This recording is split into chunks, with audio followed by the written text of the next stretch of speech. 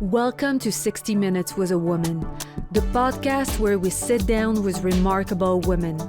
In each episode, we dive into their journey, the challenges, the triumph, and the lessons that shape them. Get ready for raw conversations, inspiring stories, and actionable insights to fuel your own success. Tune in because every woman's story deserves to be heard.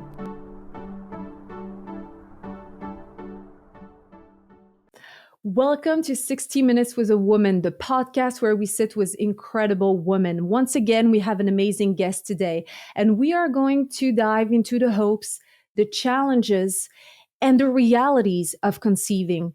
Clarissa, welcome and thank you for being here with us today. Thank you so much for having me. This is an honor. Clarissa, let me start by introducing you. You're passionate about empowering women and help them unlock their fertility potential, take full control of their journey. Through a holistic approach, you guide women in understanding the mind-body connection and natural methods that can support their fertility. Your mission is to teach women the secrets to nurturing their reproductive health with confidence. And your program helps women looking to conceive, women looking to optimize their fertility, and women who simply want to learn more about their body. And I want to add to this introduction that your mission also lies in your personal story. Because not so long ago, you had to walk the journey of infertility alone. And your program ensures that no other woman will have to go through what you went through by herself. So for that, thank you. Wow. Thank you so much for that introduction. And it's absolutely true, every word of it. And my biggest mission is to be that support person for women by their side through it all so that they are truly holistically held. Thank you for that. You have a beautiful mission, and this is a subject that I was looking forward to discuss with you. Let's get to know you first, and then we'll dive a little more into the technicalities, of the fertility and the program you have for women. Tell us more. Where are you calling us from? So I'm from Australia and I'm from northern New South Wales, so just below Queensland. And today is a beautiful sunny day. It's usually warm. I live on a farm by the ocean, so we can hear the ocean waves while we're with our horses. And it's just a beautiful, beautiful life. That sounds like an amazing setting. It's what I love about being able to connect with people 12,000 miles away is you get to have wisdom that comes from overseas. And I told you, I think that I lived in Australia, right? Yes, you did, with horses as well. But I was on the other side. I started with Brisbane and then I ended up in Cairns. And honestly, this is what stole my heart. I love the Great Barrier Reef. And I want to know more about your upbringing. What kind of environment did you grow up in? Oh, so I've always been connected to Mother Earth. So I've always been around with rivers or the bush, horses as well. I grew up with horses. And I, being spiritual was quite normal in my family. It was normal to talk about intuition, and it was always embedded in us as children to truly believe in ourselves, to never really listen to everyone else's words, but always question. So I've always had confidence. I've always been intrigued with how we can push our limits and how we can change our narrative, how we can change our stories. So I also had some health issues as a child, and I think that set me up for resilience. And it set me up for pushing boundaries and also building confidence as well from having some struggles as a child.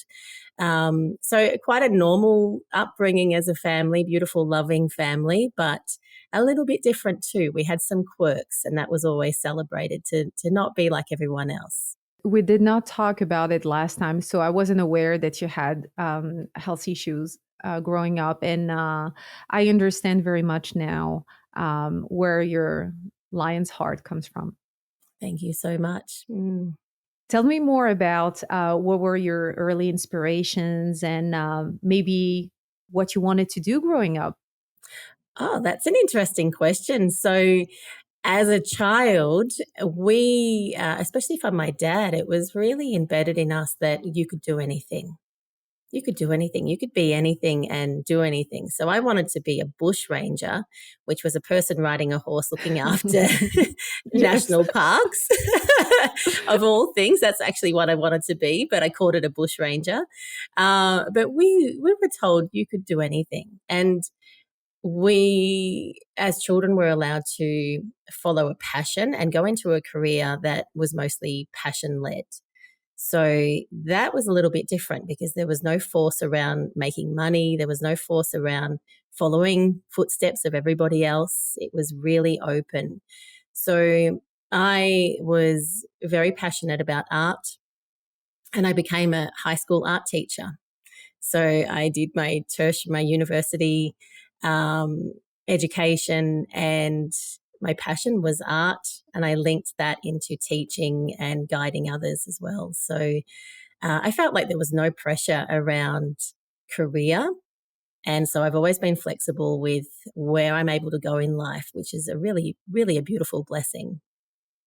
That's wonderful. I can appreciate the fact that your parent did not push you in any direction and you were able to do what really inspired you. Um, were you always aware that you wanted to become a mother? Yeah, it's a great question. Not really. So I just knew I would be. I just knew I would be. I just knew that that will happen. And of course, I would be a mum. So it wasn't, I never thought about career first and then becoming a mum. I never had it planned out. I never did. I'll start trying at this age. I never did any of that. But I always knew I would be a mum. It was just, that was just in my stars. That was a non-negotiable for me, but it wasn't planned out. So it's a little bit different. A lot of women plan that out or have the career or have the children first. Or, for me, it was, again, just being flexible. And it wasn't mapped out, but it felt like, of course, I would be a mum is how it felt for me. I think that a lot of women go through their womanhood knowing that at some point, if it has to happen, it will happen, right? Mm. Now, with the conversation we are going to have, we realize that sometimes they might need a little more preparation. And just to contrast with the conversation we're going to have later on, I want to ask you what kind of lifestyle you had regarding food, movement, work, health, and wellness overall. Before I had babies, Yes. Before even you were thinking about having them. yeah. So I had no self-care practices. I had zero awareness of my cycle. I had zero awareness of any food or nutrition being linked to fertility. And I had no practices and tools around fertility, around my cycle, around my women's health, nothing at all. So it wasn't prepared. Nothing was prepared at the time. Like most of us, it does resonate with the lifestyle that most women have is we don't realize how important it is, right? I know this now, but before I had children, I had no idea. And I was actually, when I first got my period, I was 12 and I didn't know what it was. So I was one of those young girls who got my period and I had no idea what that was. And I had to ask a class friend, the girl sitting next to me, what is this? Yeah, at school. What is this? What's happening to my body? And I had no idea. So that wasn't a topic that was covered in my family, due to reasons of my family. They weren't ready. They thought I was too young and that they had a few years up their sleeve before they taught these things to me. But I didn't know anything about fertility. before I had my firstborn at 28. And before I had him, I didn't know anything about fertility. I didn't know that much about birth. I certainly didn't know how to look after my cycle health or especially fertility. What I'm hearing is it comes naturally for most, and life has changed. We the way we eat, um, the fact that women work, right, which was not always the case before. Have a full-time job. A lot of things have changed for us, but we haven't thought about making sure that or biological clock and fertility was a topic that was talked about. And this is also why I adore the fact that today we are talking about this, for every woman out there. You can't imagine how many um, conversations I had lately around fertility. It's now we are all raising awareness around it, but if you're looking for the answer in your family cell, it's not there yet, right? It's We're slowly getting there, but it's not known enough or even a concern for parents, to realize that. I mean, it might become not a concern now, but it might become a concern in the future. Were you working full time? Yeah, I was. I was a full-time teacher, high school teacher. And you're absolutely right that the answers aren't coming from our family. And of course, we look at our own experiences. So my mum didn't have fertility issues, so she couldn't relate. So there was no one supporting me from my family. And the knowledge wasn't there around cycle health or women's health. So there was no support there only because there was no knowledge, there was no understanding. So at the time, I was a full-time high school teacher and very focused on taking care of myself to do the best job that I could, but not looking at all at my cycle or self-care. There was no self-care practices.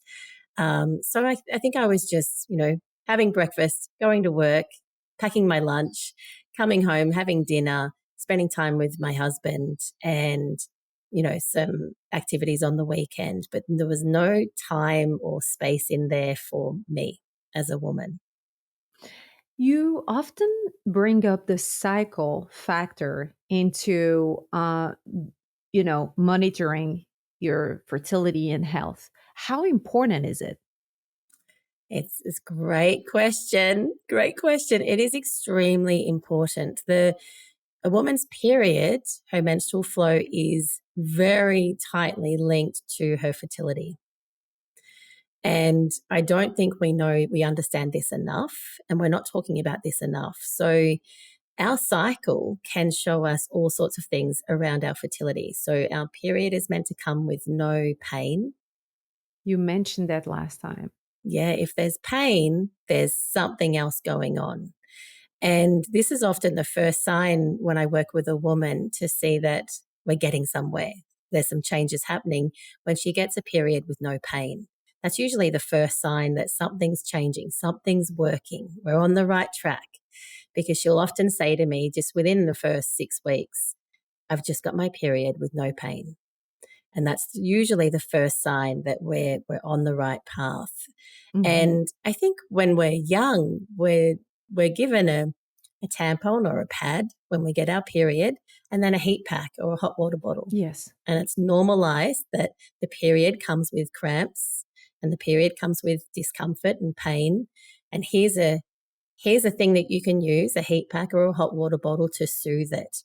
But we're not talking about how we can live a life where we can reduce period pain and discomfort and other signs, sore breasts, moodiness, crying, um, bloatedness, all of those things. They're all signs that the period's not coming with a flow. It's not coming with ease, and it really should. Why do you think that having, once again, because we know that there is a correlation between, having uh, a certain healthy routine to increase fertility, this was still an issue. Well, I think it's only fair that when you bring that up, that it's not just a women's health issue. Like it's 50-50. When we're trying to conceive, we have a partner involved. And I really feel that women feel to blame, that Yes. often we feel that it's our responsibility alone and there's something wrong with us. And, when a male has his sperm tested, it's so accessible and a quick way to test sperm, but we don't have that for women. It's different for women. And we feel that it's our bodies and it's us that are at fault. There's something wrong with us and we shame ourselves. And then we carry that into the next trying to conceive journey or the next IVF transfer. And we're carrying this shame and this guilt and this, sort of a broken shell of a woman, that we feel that we can't do this. And it's just simply not our fault. So when we're trying to conceive, there's two of us and baby is made of 50% DNA. So it could A it could woman and a be, man. yes. So it could be, so when I was having my fertility struggles, it could have just as much been male fertility issues. But of course, that's very hard to test and to prove. Okay. So for me, I was able to conceive. I wasn't able to hold babies. So there was something there around losing babies and having pregnancy losses. So conception was a little bit easier for us, but it was losing babies was my main issue, which is very hard to test, very hard to figure out where that's coming from, whether it's the woman or the man, and also very hard to diagnose, but then also what to do next, how to avoid another loss. Do you want to tell us more about your first visit to your physician and the steps you took regarding the news of maybe not being able to um, carry the pregnancy to term? Yeah, so I think the key moment for me, so a little bit of backstory, was I'd had my son, spontaneous pregnancy, spontaneous conception, amazing, beautiful, beautiful boy. And then I had two losses. And then I had my daughter, and then I had two more losses. And when we went for our third baby, and I knew that by this stage, I was well into motherhood, loved being a mum, ready to complete our family. So I knew there's one more baby coming, but it wasn't that simple. And by this stage, I'd lost five babies because one of the pregnancies were twins. So I'd lost five babies. And by this stage, I was quite depleted, exhausted, scared. I'm close to 40 at this stage, and I'm still wanting that one baby, one last baby. And I'd had so many losses, and it felt like those losses came back. They all started to haunt me because there was fear. What if this doesn't work? What if we can't have our last baby? What if I lose another baby? My last pregnancy loss was at 14 weeks.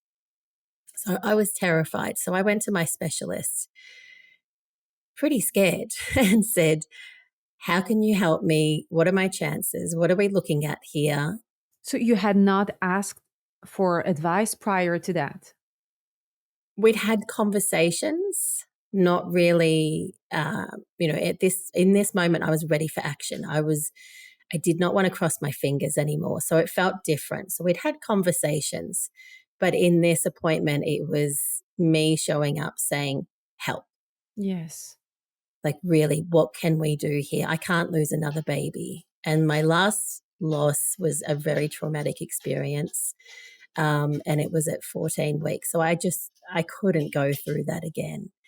So it was me showing up saying, help. I can't keep losing babies. And my specialist said, well, it's a numbers game. So you can just keep trying and lose babies and keep trying, and it's a numbers game. But that must be very traumatizing for the body and the mind. Absolutely. Absolutely. And I hear this a lot. I hear specialists say this to women a lot. It's a numbers game. You just keep trying. It's like rolling the dice until you get lucky. So that didn't sound great to me. That was not what I was looking for. He then also went on to saying, look, it's not looking good to have a baby. You're almost 40. So age isn't, it's not on your side. And even with IVF, there's no guarantee. And, I froze. I was just, what are we going to do here? Because there's no guarantee if I go down the IVF route. Trying again and rolling that dice and losing more babies is not what I want in this moment. Of course not. And so I said, what can I do? Is there any way that I can improve my own fertility? What can I do myself? Surely there's something I can be doing. And he said no, with a bit of a giggle, a bit of a, and said, if there was something you could be doing, I'd have all women doing it and fertility wouldn't be an issue. So that was the response that I got. I am smiling inside because I know you proved him wrong. I proved him wrong.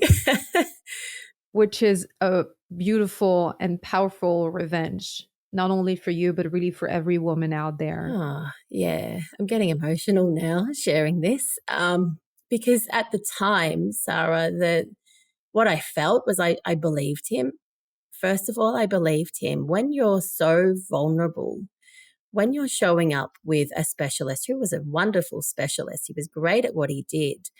And, I really believed in him. So when I heard those words, the first response was, I believe you, and I don't think I'm going to have my baby. That was my first response. And that terrified me because it really felt that I was so ready to complete my family. I did not want to lose another baby. And here it was just being held up in my face. There's no baby coming. There's no way around this. And I couldn't go through an IVF transfer, crossing my fingers and hoping that that would be the answer with no guarantee. So all of it scared me. I was terrified to go back, terrified to move forward, terrified to try again and roll the dice and cross my fingers. So I really froze for a little while. What am I going to do here?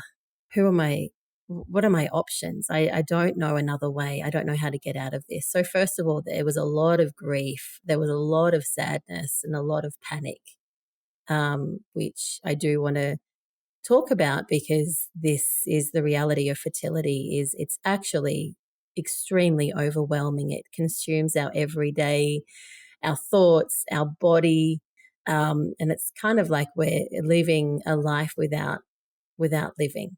We're living a life with the lights off is how it felt. Just ticking boxes, living life, but really shaken internally. I thank you for sharing and opening about this vulnerable time of your life. I can absolutely understand how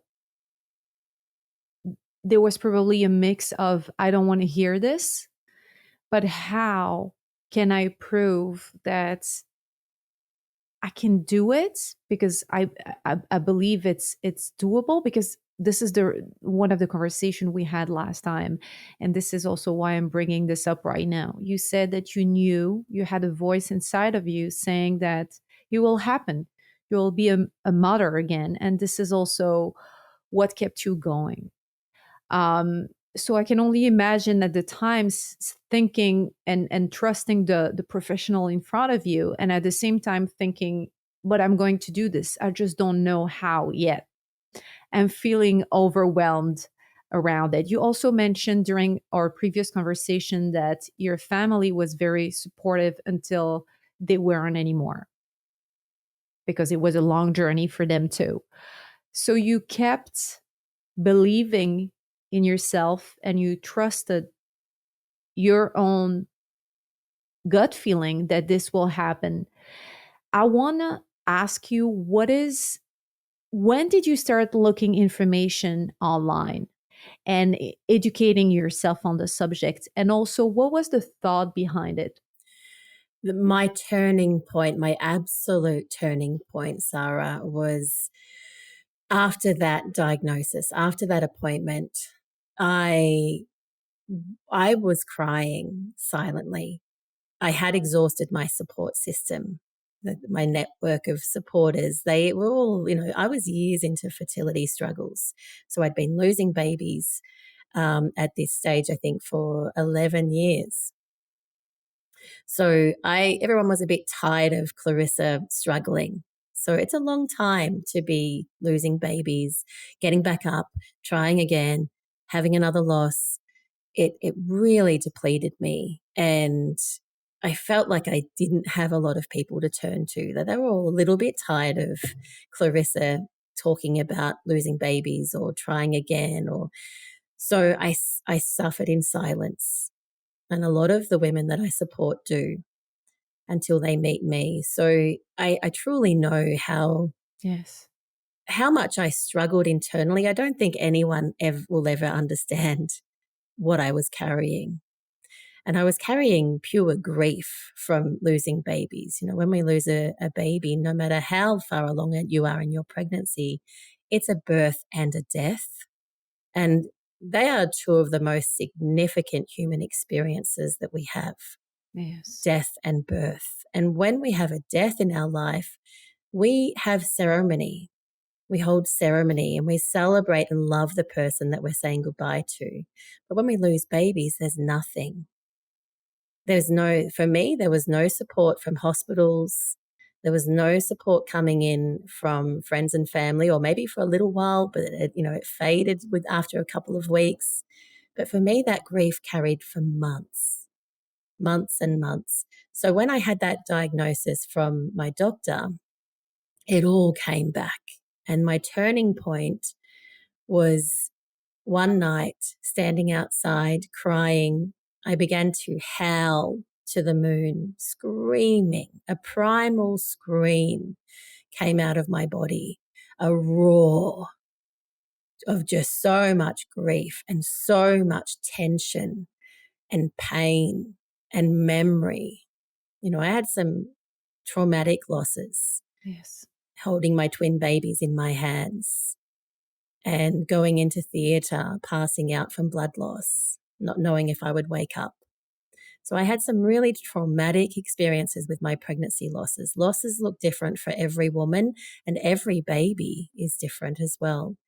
So all of that came out, after that diagnosis, after that appointment, it came out of my body, and it was a primal scream. And it was in that moment that I said, I never want another woman to feel the way I do. Yeah. And if I can get out of this and I can go on to have my baby, I will share this with others, and I will make it my mission to support other women, so no woman has to suffer like this alone.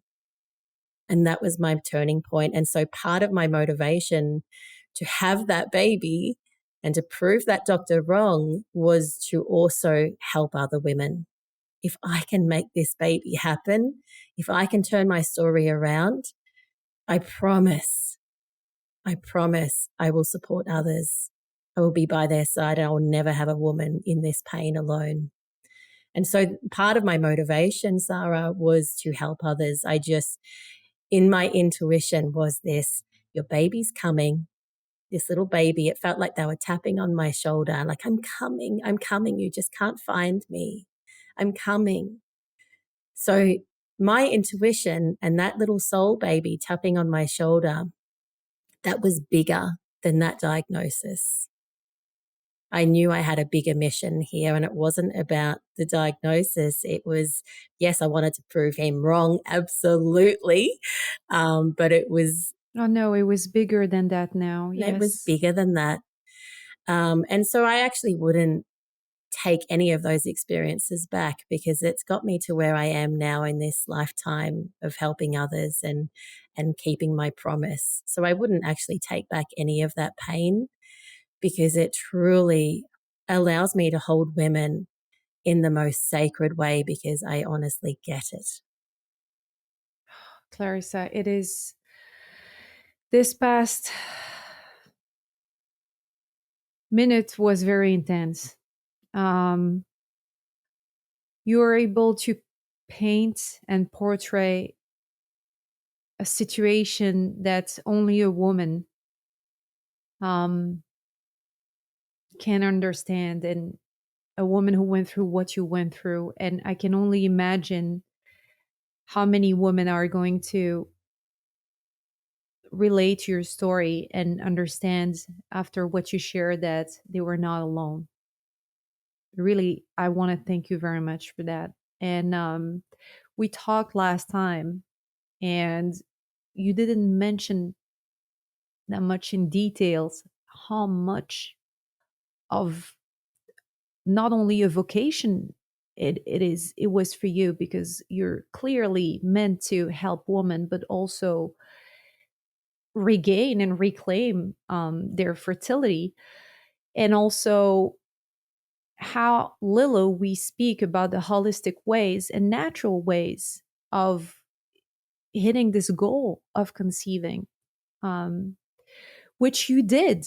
You did research when you decided to make a mission out of your trauma and convert it into a beautiful a passion and work of yours. You decided to go and look into the holistic way of healing yourself. And you mentioned also menstruation, regulating and understanding your body overall, right? Your reproductive system. This is really what you decided to do, is learn about the woman body altogether. Do you want to tell us more about this? Yes. So it comes back to, okay, I want to try again. I know this little soul baby's tapping on my shoulder. And by this stage, I started photographing myself, doing some practices. I started photographing and writing things down. It was like I knew this is going to become a book. This is going to help others. So I knew, document it. And I started to document it. So by this stage, my husband and I were meditating. My husband began meditating to save our marriage, because when I was at rock bottom, our marriage was on the rocks. Our marriage was not thriving. I was a broken woman. I was only showing up in half capacity. I was barely holding myself, let alone holding a marriage and a family. Yes. So my husband began to meditate because he thought, well, if this is going to, if our marriage is going to end, I need some tools here to cope. And because we were both scared, we didn't have the skills and the tools to survive. That grief was unbearable. And also we had 2 children, so we were busy looking after them, and we weren't looking after ourselves or our marriage. Yes. So first of all, we changed that.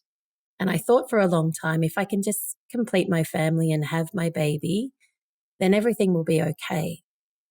But it wasn't that simple, because I couldn't get to baby.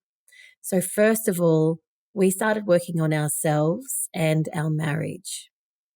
So our relationship, our connection to ourselves, to our bodies, and to each other. And that was the first switch. That before then, I'd been focusing on getting pregnant and having a baby. But now I'm focusing on my well-being, healing, releasing that grief, and coming back to my husband and building that connection again. Yes. So that was the first holistic switch.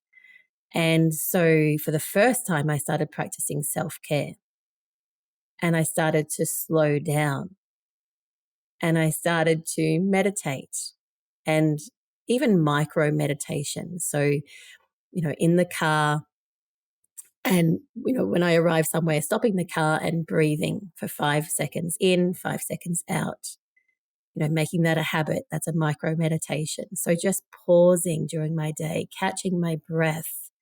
So really what I was doing was calming my nervous system. Yes. Because after years of pregnancy losses, my nervous system would have been an absolute wreck. And that would have affected pregnancy loss. But I didn't know that then. I know this now, but I didn't know that then. So the first thing was to repair our connection to ourselves and each other, and then repair my nervous system. So that was really the two things that we began. And we started meditating, and then brought in yoga, and yoga to target reproductive system. So a little bit different than your normal yoga.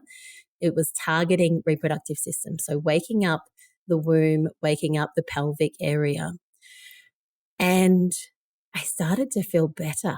I started to feel Clarissa's back. And my husband and I started making love for making love, not trying to conceive, but just connecting, making love and enjoying it and having this freedom and laughter. And there was music in our home again, and everything started to feel better. And that was kind of the first thing this is the first little thing that I realized I'm onto something. Something's changing. This feels different and I like it. And it wasn't like that for many years in our home. So that was the first thing I thought, yeah, I'm onto something here. Something's changing. I'm feeling different. I'm feeling better, and I'm feeling connected. And so we started to fall in love again as partners. And that was the first thing. We fell in love. My nervous system, I wasn't as shaken. I would get my period and I would just, oh, there it is. Like it wasn't I hate my period because it means I'm not pregnant. It didn't happen like that for me. It was sort of like, oh, there's my period. Okay, so my body's working, so it was sort of just this openness to being me again, just being a woman. And I started to thrive in that way before looking at fertility again. So this is where the healing comes in, actually starting to heal before, moving through fertility and trying again and going through another cycle. It was just press pause, repair the nervous system, connect, and enjoy life for a moment. That is very powerful. I also appreciate how much your husband was part of your discovery, because in his own pain, you were able to realize that you are now willing to lose everything. You wanted healing everywhere. You wanted your family to be a family again. And this was very brave of you to not, let go of hope and focus on what was already there around you. And although you still had this idea in mind, appreciate also your, like you mentioned, your cycle and your life, your regular life. It's incredible for me that you were able to come out of this vortex of sadness and still see the good. It says a lot about your personality overall. I think that you really, and it says a lot about, if you want to heal, it has to come from here. It cannot come from anywhere else. There isn't any therapy. There isn't any outside help that is going to alleviate the burden and the pain of what you have to work on inside, and sometimes alone as well. Like you mentioned, yes, you were supported by your husband, but there was a lot of meditation. This is not something that you do as a group. It's you with yourself. It's you reconnecting with your body, and it's you allowing your nervous system to relax. So you're telling to your brain, I'm safe, I'm okay, I got this. And everything falls into place after that.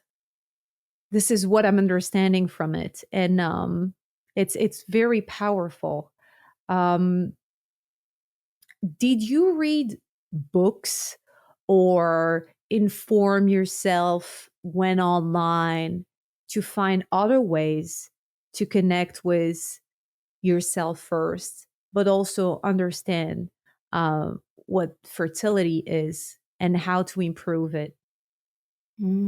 Yeah. So back to what you were saying, Sarah, a lot of us don't know, but our woman's body chooses her reproductive system last. So if there's something else going on within the body, so if there's inflammation or there's a gut issue or a hormone imbalance or something else going on within the body chooses the reproductive system last. It's like a secondary organ. It's like, yeah, we'll come back to that. So when we're depleted and when we're exhausted and when our nervous system is out of whack, reproducing a baby is the last thing our body chooses to do. Which makes sense, It right? makes Because sense. your body needs to keep you alive first, and you need a tremendous, Absolutely. yes, amount of energy to to create life. So Absolutely. So I think that was a really big part of losing babies for me, because my body was saying, no, no, no, we're nervous system is compromised here. We're not in the best form to have a baby. So I was losing babies. I don't think my body could hold a pregnancy. So repairing my nervous system and healing myself and connecting to myself and pressing pause, it actually enabled me to rebuild. And if a lot of women, we feel like our bodies feel like they're in survival mode. So they're not in reproducing mode, they're in survival. They're just surviving life. We're busy, we're burnt out, we're stressed. working, yes. We have toxins, chemicals to fight off in our bodies. So our bodies are doing so much that they're not in the reproducing mode. Like, fertility is not thriving because our bodies are doing so much. They're trying to cleanse, they're trying to heal, reduce stress and the nervous system. And the brain sends messages to the reproductive system. So if the brain is full of junk, if we're in fear, we're in grief, we're in overwhelm, we're depleted, we're exhausted, we're stressed, the brain sends messages to the body, to the reproductive system. It's not time. We're not safe here. We're in survival Yes. mode. We're not thriving. And so there's a cutoff between the brain and the reproductive system. So I think I need to say that because this isn't woo woo. This is scientific, medical things that I'm talking about too, that medically, scientifically, that's what the body is doing when we're depleted and when our bodies are compromised. So I started to understand this when I felt that shift within my body, when I felt normal again, when I felt like myself. I realized, holy smokes, I'm healing and I'm becoming stronger and more able than I was for a very long time. And that's when I knew I'm onto something. What else can I do? What else am I able to find? Where can I start looking? And I became a sponge. So I started reading books. I started listening to podcasts. I went to a naturopath. I went to an acupuncturist. And the universe, I like to call it breadcrumbs. The universe was showing me breadcrumbs, dropping little signals everywhere. My acupuncturist would mention something and I'd be curious and I'd go and read about it and I'd go and study it and go and try it and then see the results. And then the naturopath, I'd ask them questions. Have you heard of this? Can we do this? And I just became a sponge. And I'd already started documenting it. And I was writing all of these things down, knowing if I can pull this off, I will support others. I know this is my mission. And before I knew it, I had made 40 lifestyle changes. Wow, 40. 40 lifestyle changes. Some of my women are making 60, 60 lifestyle changes. Can you name 10? Oh, okay. Absolutely. Off the bat. Yep. Let's go. So Simple ones. I don't know, vitamin supplements. Like you mentioned, yoga, this is already one. You mentioned breathing exercises too, I believe. yes, yes. So for me, what what came through was when I started doing these practices and mindsets and tools, I realized it's coming down to really 4 components of fertility, 4 components of a woman's body that we need to nourish: her mental health, her spiritual, physical, and energetic. Okay. And really that's what it came down to. So I was looking at how can I mentally support myself? How can I mentally how can I change my mindset? How can I make changes? So some of those changes mentally was mindset, having affirmations, like little speech bubbles around my home. I would put them on the mirror. I'd put them on the fridge. I'd have them in my phone. So little bubbles of, your body knows what to do. Your body is the natural healer. Little things like that, just to switch, just to remind myself, you're powerful. You can change your story. Yes. Just so mentally, I was showing up for myself mentally, little affirmations, and I was meditating. So mentally preparing my mind. So when that sort of like,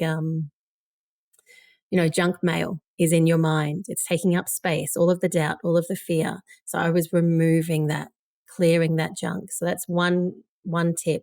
Spiritually showing up for myself, practicing self-care, actually showing up, using time during the day just for me.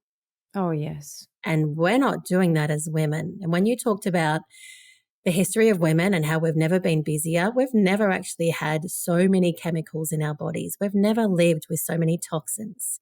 We've never lived with so many hours of work and raising families and taking care of ourselves. We've never had to do this much, have we? Yes. But the one consistent thing that women have is their cycle, is their period. That hasn't changed. So we still have our bleed. We still have a cycle each month, and yet we're doing more. So we're depleted generally as women. Oh, now women take the birth control pill and many other techniques are used just so we can keep this inconvenient bleeding from, bothering us in whatever we think it's important to do. Yeah, we're numbing our beautiful cycle, our beautiful body it knows what to do, but we're numbing it. We're hushing it. No, don't bleed. Don't use your hormones. And then it's very hard to say, okay, body, now use your hormones to have a baby. It's very hard for the body to switch when you've been telling your body, don't have a baby for so many years with synthetic drugs. Absolutely. So, yeah, so spiritually showing up for myself, actually giving myself time each day, that repairs the nervous system. Spiritually connecting with my soul baby. So I'm going to go through these are 10 ways through my 4 strategies: the mental, physical, spiritual. You want to talk about your program? Yes. So yes? yeah. Okay, let's go then. Let's dive into the beautiful program that you created for women. Okay, so I have created the Divine Mother, and this is a course where I teach and guide and support women through this course so that they are learning how to embody their fertility, how to actually become the woman that they want to be. And through the Divine Mother course, this is a course where we look at mental, physical, spiritual, and energetic ways to call in a baby. And this course is for women who are naturally trying to conceive through lovemaking, but also through IVF, because we're still preparing the body to hold a pregnancy. We're still preparing the body to switch into motherhood. We're not just having our periods, we're actually switching into motherhood. And that can be physical, mental, spiritually, and energetically calling in a baby.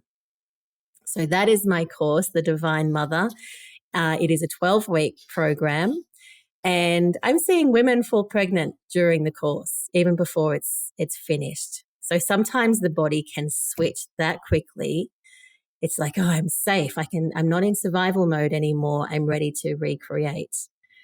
It's hard to believe. It's hard to, for me, I mean, I cry a lot in my work. I can only imagine. I cry a lot because every woman that, here we go. every woman that conceives or notices a change or says, I feel better, or I feel like myself again, or I feel nourished or supported, that's a win for me, because it brings me back to the woman I was, howling and screaming, I never want another woman to feel the way that I do. So it's the most beautiful work for me personally. It truly, keeps my soul alive, because I'm so blessed to witness such incredible miracles. And miracles, they're not rare in this work. They're happening frequently. I'm really seeing miracles happen frequently. So yes, that's the Divine Mother course. It comes with a book. I've written a book now, and so that means that book holds space in a woman's home. So she has something tangible to go to look at, and it guides women through a 12-week course through a different topic each week. It also has all of the recipes for superfoods, for fertility superfoods, and it has all of the practices, the tools, the mindsets. It has charts as well to make sure that you're on track, and to also take notes. And the best thing that I'm noticing, the biggest transformation that I'm noticing from this course is that it comes with support. So it comes with me.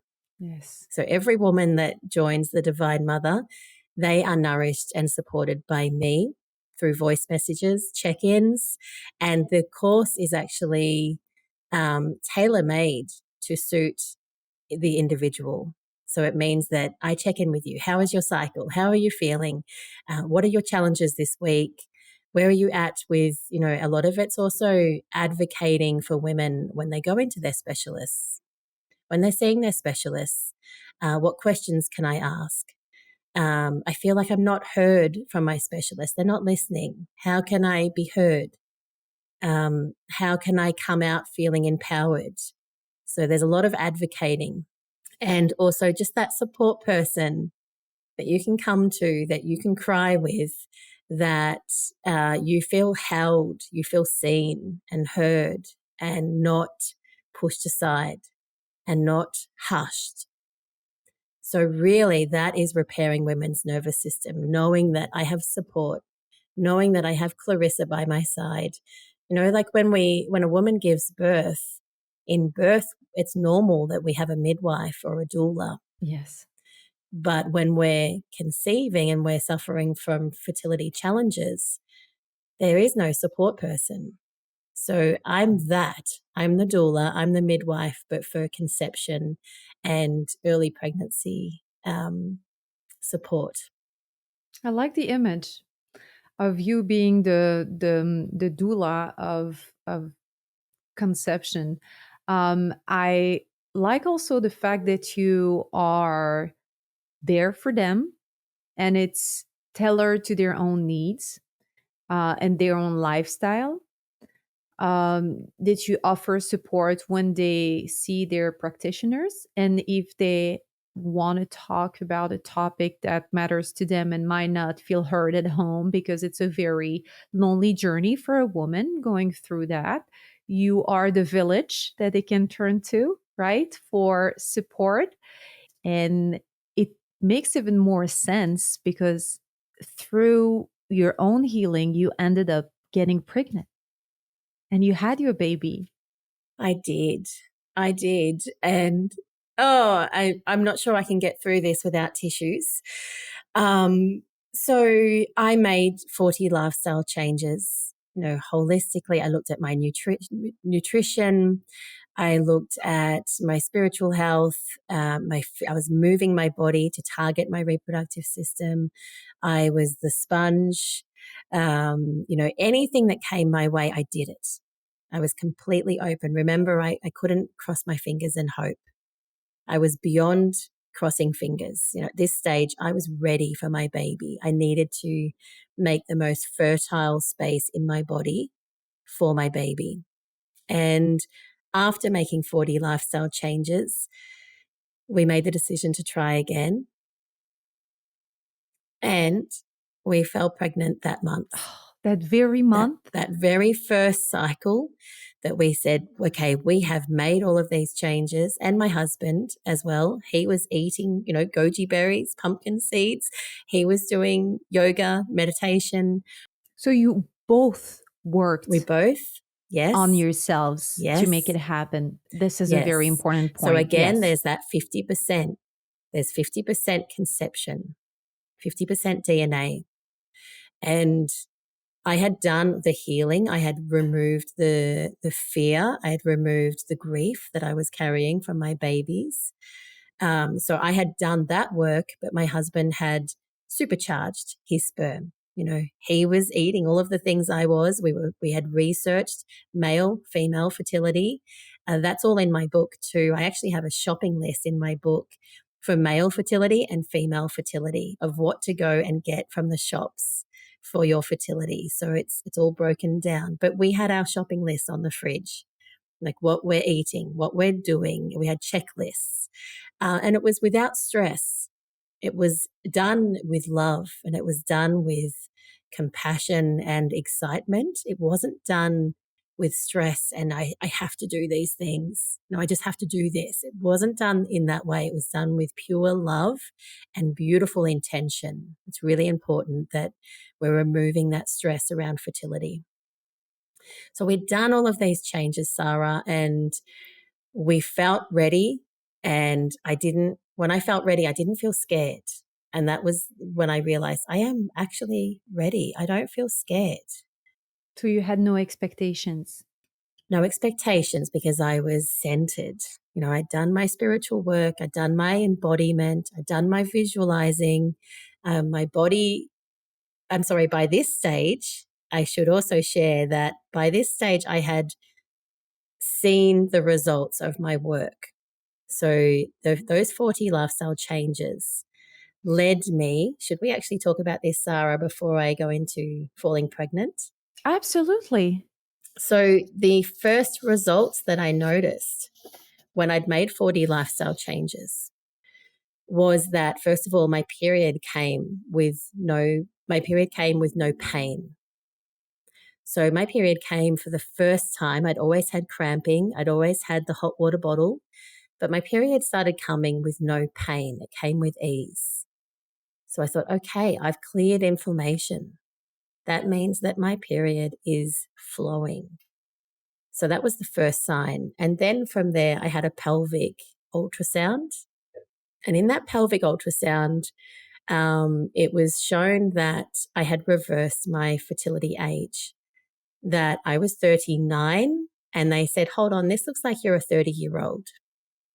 So what they were seeing in that scan looked like 9 years. I was 9 years younger. So okay, this is working. Okay, this is great. This is a miracle. It's a miracle. And then I had a pap smear. And for the first time, my pap smear showed normal. So I've always had a pap smear that's just, they have a graph, and I was just one up from not being normal, just one up from abnormal. But this pap smear that I had after making all of these changes was normal for the first time ever.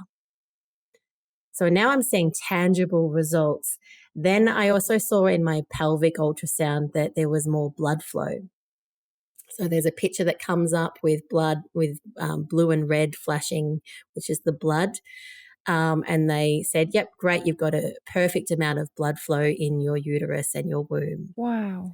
So I was literally seeing on the screen, my uterus, my womb looks different. And then from there, one of the things that I noticed when I was making these 40 lifestyle changes was that my ovulation wasn't in the middle of my cycle. So I noticed I was ovulating close to when I was getting my period. And that needed to be shifted. I knew that that's not long enough to hold a pregnancy. So I was able to move my ovulation by 9 days within just 4 months. So I was ovulating on day 26, and within 4 months, I was ovulating on day 16. So I had done that by myself. When my doctor said there's nothing you can do to improve your fertility, I think he was wrong because they were the results that I was seeing. Did you know those would be the results of your 40 changes? Not Were necessarily. you Look, on the lookout for it? yeah, Yeah. the ovulation, yes, that was something I targeted. I knew that needed to be shifted, and that may have caused some of those pregnancy losses, but we don't know. But I knew that needs to be shifted. That's not where it's meant to be. And the rest, yeah, I was targeting my womb. I was targeting my pelvic area. So I was targeting my reproductive system through that yoga, through the foods, through lowering inflammation of the body. All of those things were targeting my reproductive system. So I had hoped for those results, but of course they were better than I imagined and so quick. My body responded so quickly as well. So when it was time to try again, I came into that journey with confidence. I came in knowing I've seen all of these changes. Like I probably have never been healthier with my fertility than ever. And that's why we conceived the next month. And that's why some of my women are conceiving while they're still in the course of the Divine Mother, because the body can respond that quickly. It's I'm in awe, I'm lacking of words, and I'm at the same time emotionally completely, it's a roller coaster in my mind because I just realize how much we can do for ourselves and how little we know, as I mentioned earlier. And if it was just to learn through the process for you, the learning process was incredible already without the conception.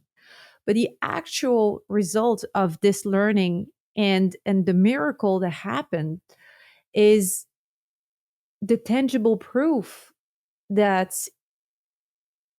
it's doable. And it still blows my mind that the medical um institutions are not leaning toward helping women more in that way. Is this because they don't know about it at all, or they're not interested in helping women because if women don't want to try IVF or these costly alternatives, then they're not willing to explore other options? I would say both. I think both. I think some of it is because they don't know. They're medically trained and they're used to the drugs and they're used to, doing it a certain way. And so some of it might come down to training. Other parts of it is maybe closed-minded, not wanting to think that there's other ways. And then, of course, it wouldn't benefit them. If women could heal themselves and improve their own fertility, then they would be needed less as well. So there's a few things going on. Did you talk to your physician? Did you go back to him and tell him? Yeah, You I did? did. So of course he saw those results. Those results went back to his clinic and he saw those results. So he was asking questions, what have you been doing to get these results? What have you been doing? I said, actually, I think I'm The onto tables something have here. turned. The tables have turned. Absolutely. And our time together, went from 15-minute sessions to over an hour, because I was collecting information. So I would spend an hour with him having a conversation and challenging things now. I wasn't just taking what he said, I would be challenging them and researching things and then backing it up and giving him information. So we were having a different conversation now. The tables were turning. When I birthed my baby, when she was born, my little soul baby, that little baby that was tapping on my shoulder for so many years, when she was born, after she was born, my specialist, that said baby was unlikely and there's nothing you can do, he thanked me after her birth. He came and thanked me and said, "Thank you, Clarissa, for teaching me about a woman's body. And I think I was wrong. You can definitely improve your own fertility." He's a good man then. He's a He great didn't let, man. yeah, he didn't let his ego get in the way of admitting that the miracle happened because you did not give up on yourself, and that indeed alternatives existed. Your life, your journey is beyond inspiring. What is the name of your book? The Divine Mother. That's the same name than your program, right? Yes, it is. Yes. Does it come with a consultation? Yes. So, yes, women have a session with me where we unpack some of the grief, we unpack the fears, some of the limiting beliefs, some of the old stories, whatever's there, we talk about and we release. I have special rituals that we do to release some of those old stories, and sometimes they're past stories from what's been handed down from our mothers as well. Yes. So the body locks that in as that's our story, that's what's happening. And sometimes it's a woman needs support going into an IVF transfer. So we have a session. And then the program also comes with a meditation bundle. It comes with the book. It comes with support from me, the check ins, the voice messages. It also comes with a self care kit as well, so that we are guaranteeing that you're showing up for yourself every day, just coming back to yourself as the center, as the fertile home for baby.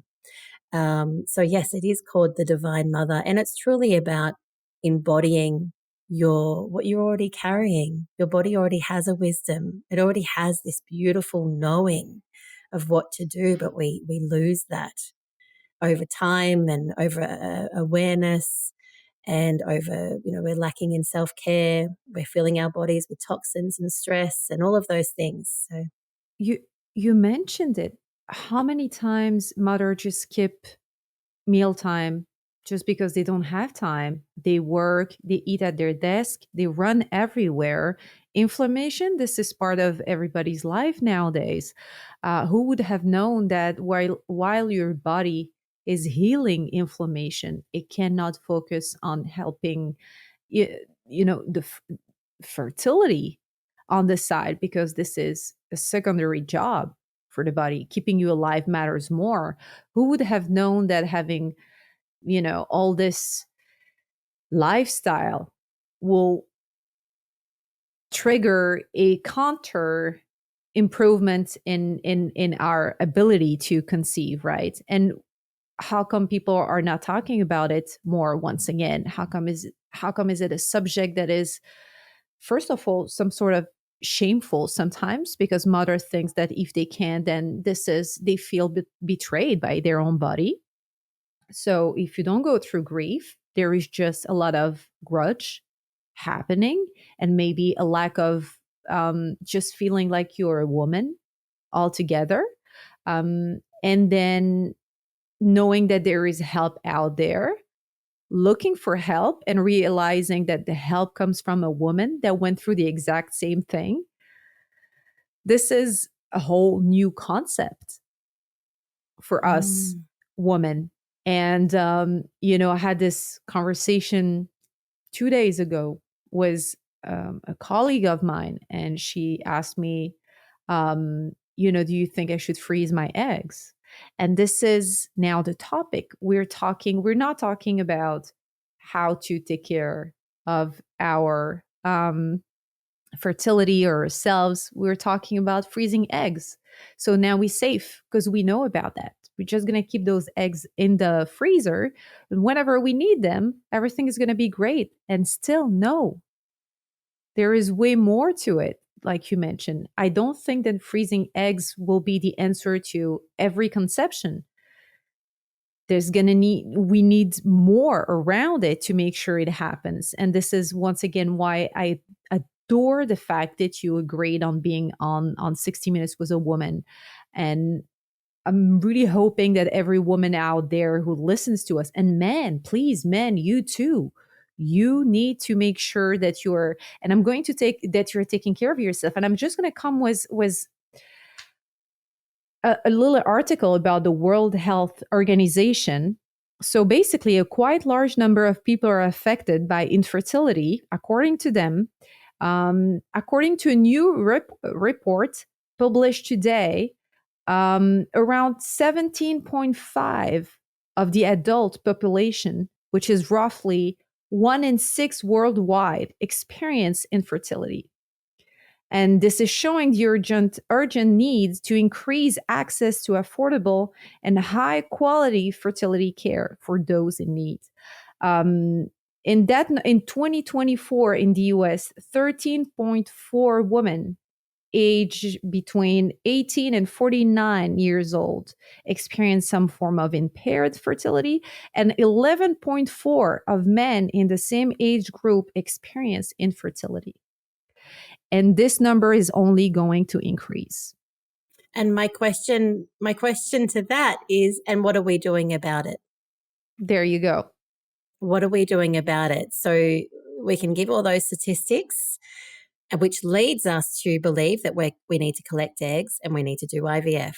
But what about what we can do as women with our bodies, using them as the main tool to improve our chances of fertility for IVF or lovemaking conception?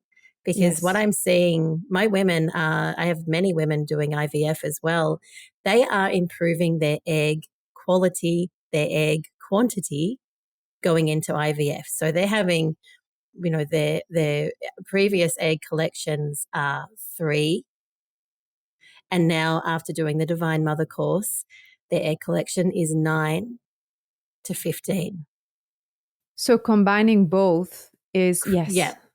So my question is, what are we doing to improve our own fertility? Because there is a gap here that we're only focusing on collecting eggs and doing IVF. That's where, we're panicking. We're a certain age. We need to be collecting eggs. We need to be going straight into IVF.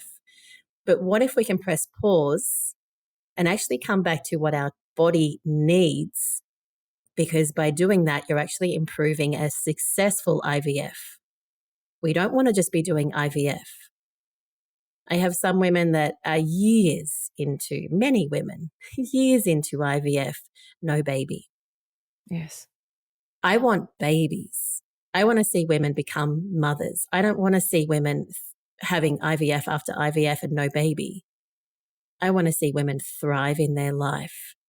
So coming back to yourself and using your body, your mind, your spirituality as an instrument to improve your own health and well-being and fertility is crucial. And that happens before going into the next egg collection or IVF transfer. Yes. And I want to just precise that this is by no means a medical advice. It's a combination of just empowering women into their fertility. And it's IVF, it's absolutely okay. We really want to propel the positive results to the maximum here, right? Absolutely. So I just want to say that, right? And I want to ask you, for women who are curious about working with you, but they don't know if they're ready yet, what would you tell them?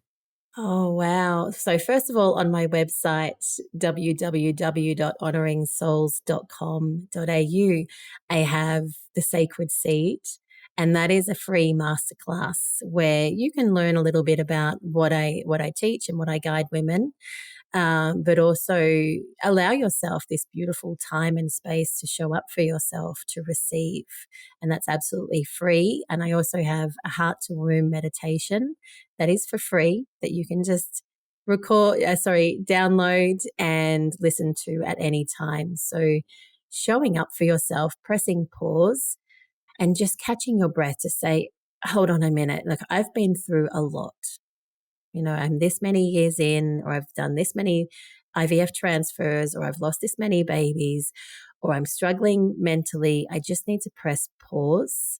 Your body, your nervous system will thank you for pressing that pause, just to stop and acknowledge you as a woman and acknowledge where you are in your heart, where you are in your mind.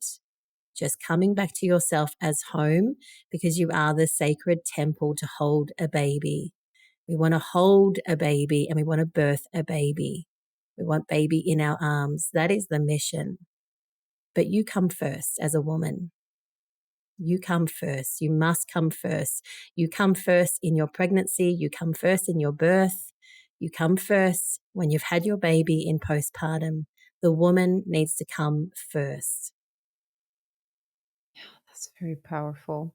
Is there an age group you work with?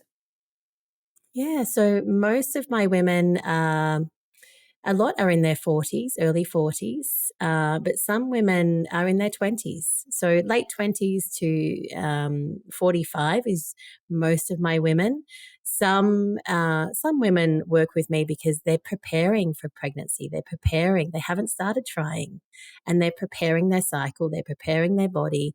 They're reducing their toxins, their chemicals. They're eating with fertility superfood. So they're wanting to prepare, and that's fantastic. And some women are, 12 years into trying to conceive, and they're in their early 40s, and they're preparing for the next round of IVF. So that they're seeing different egg numbers. They're feeling more supported. They're feeling more centered. They're feeling more capable and not as shaken when they're seeing their specialists as well. None of this is medical advice. You're absolutely right. And it is actually, I'm sort of like the bridge between the medical and a woman's body. I liked when you said the doula of conception. That summarizes it pretty well. It does. I'm that midwife, that doula that's got your back through conception. And, in birth lasts, maybe a few hours, 24 hours, 48 hours. Conception and fertility challenges can be years. So we really need someone by our side that is available for us to hold us and to hold our hand and to love us and nourish us. That is so true. You Maybe I would add another age group to your program. From what I understood, and it because I was among them, especially when I had my first menstruation. Maybe younger girls who want to find a way to soothe the pain, to no pain, you mentioned, while having menstruation. I would have kissed you back in the days if I knew that, because I struggled enormously and actually read an article saying that in France, they're thinking about allowing days off for students, girls who suffer of heavy menstruation and painful menstruations, which I thought, I wish this could have been the case back in the days for me. It was very difficult, but I never even thought about, and back to the family cell. My mother, my grandmother went through the same thing. So nobody knew that it could be painless. So maybe if younger girls want to find a way and work on practicing a pain-free cycle, can they contact you as well? Oh, absolutely. Remember, I'm trained as a high school teacher, so I'm very comfortable supporting young women. I have a 15-year-old daughter myself, and I was the girl that didn't know what a period was when I got it. So I'm changing that story. So I talk to as many young women about their cycle and about their well-being as I can. And having conversations is, first of all, the biggest change that we can make is having conversations with young people around us about their bodies, Yes. normalizing things, asking questions. How are you feeling today? How can I support you? How are you nourishing your body? Have you eaten today? And also understanding that when a period comes, it's not meant to be painful. And I think we've almost done a disservice to women.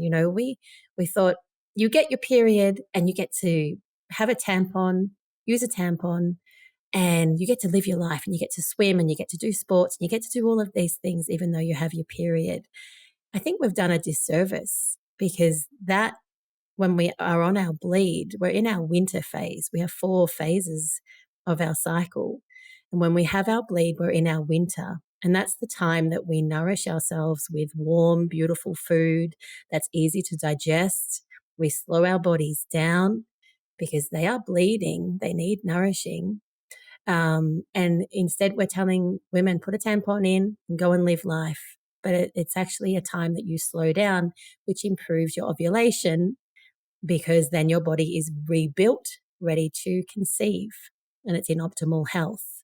So we live differently in different stages of our cycle, and we eat differently throughout our cycle. And if young women can practice this early, then they will actually improve their fertility later on. Also, lowering toxins and chemicals early on will actually improve fertility as well. And these are conversations that I have with my 15-year-old. And so far, she's not experiencing pain with her period. What a And blessing. she is resting when she gets her period. And she's having open conversations, and she's looking after her body and eating the way that her body is needing her to eat.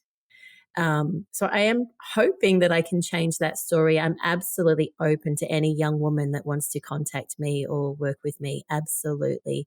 Or even mother and daughter as well. I was going to say, hopefully, mothers out there will understand that this is a call to them. And if you want to even develop a bond, right, on a very sensitive subject such as menstruation and your daughter becoming a woman, why not do this together, right? I think I need to offer a different course as well and open the doors to this, because this is absolutely a passion of mine. And of course, making all of these changes, Sara, this is actually how we live as a family. Absolutely. So I haven't done all of these changes and written a book and created a course that's changing lives to then not live that way myself. And I'm noticing that we have a 17-year-old son and a 15-year-old daughter and a 5-year-old little girl. You can see that age gap is the story of my fertility. Yes. But we still meditate, we still show up, we still eat the way I eat for my cycle. My daughter eats for her cycle. We're still showing up in full capacity because our life changed by doing these things. So this is actually how we live. And I did want to also say, this is the story of my miracle. But Sara, I'm seeing miracles with my women. I'm seeing women being told that they won't have babies and then going on to have them, or changing their results, or defeating statistics. And I'm seeing absolute miracles. Just this week, one of my Divine Mother women gave birth on the same day that another Divine Mother woman saw her baby's heartbeat for the first time in an ultrasound. And that happened on the same day. So this is rocking my world. You can imagine that.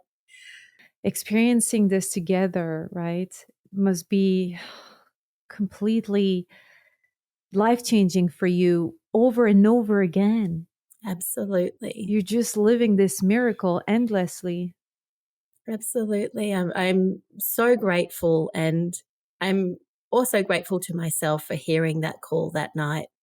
That promise that I made, and I will stand by that promise. I'm not going anywhere. Too many women are suffering in silence with this topic. Yes, it is true.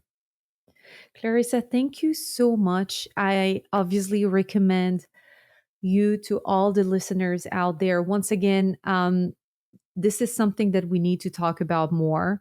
I